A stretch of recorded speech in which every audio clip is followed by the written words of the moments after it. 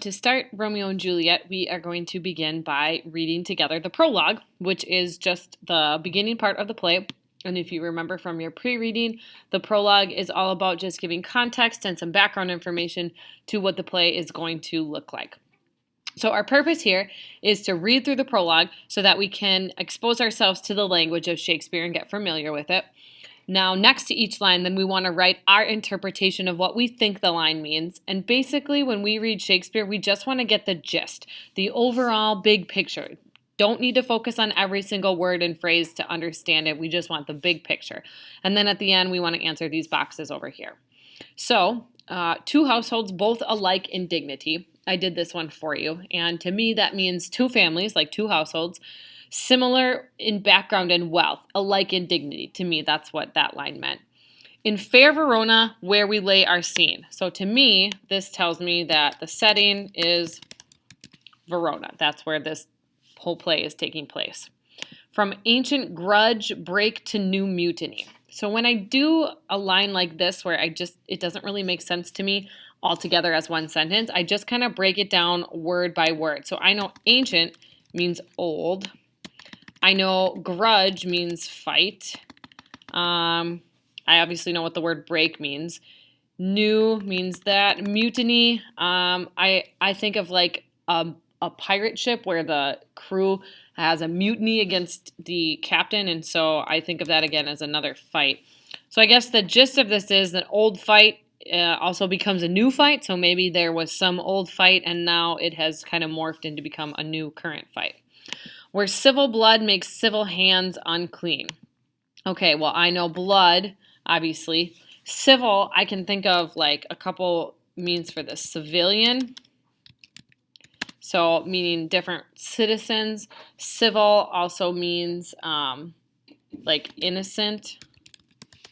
So maybe innocent civilians making hands unclean with blood. So maybe I'm guessing they're dying or they're at least getting hurt. So this is telling me that the whole grudge and the whole fight is like not just between these two families. It's between the whole city. From forth the fatal loins of these two foes. Okay, fatal I know means death. Loins, if you don't know, this is your baby making parts. And then foes are enemies. So from forth the fatal loins of these two foes. So basically that's telling me two babies are born from the loins of the two foes. And fatal means it's not going to end well for them, meaning they're probably going to die. A pair of star-crossed lovers take their life. So pair means two. Star-crossed lovers. So I'm just going to go girlfriend and boyfriend, which obviously is going to be Romeo and Juliet, take their life. So not only did they die, but they die by suicide. So this is what the prologue is letting us know. Romeo and Juliet, they're going to die. Whose misadventure piteous overthrows.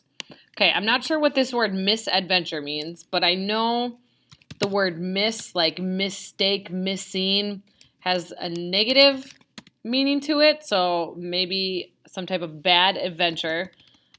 Piteous means sad. Overthrow, I guess, means win.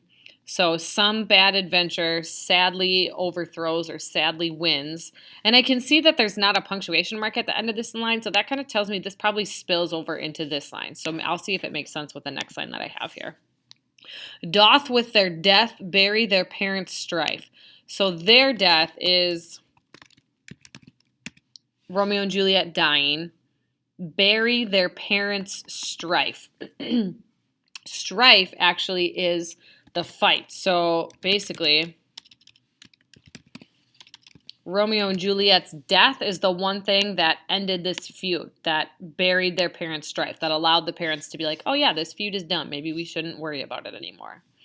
The fearful passage of their death-marked love and the continuance of their parents' rage. Okay, so the fearful passage. So I guess this is scary. Passage of their love. So maybe like passing of their death. And the continuance of their parents' rage. So fight kept going, basically. Which but their children's end not could remove. So children's end, I'm again thinking their death, right? Their end. Not could remove. I know not sounds like no or none. Could remove, get rid of.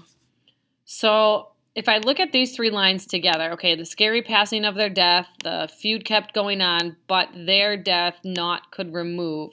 So I think this boils down to say that the only thing that could stop the feud between Romeo and Juliet's families is this, Romeo and Juliet dying, which is kind of sad. Is now the 2 hours traffic of our stage. So 2 hours traffic of our stage, play will last 2 hours. That's what I'm guessing this is talking about. That if you with patient ears attend, what here shall miss, our toil shall strive to mend. So if you have patient ears, that means you listen.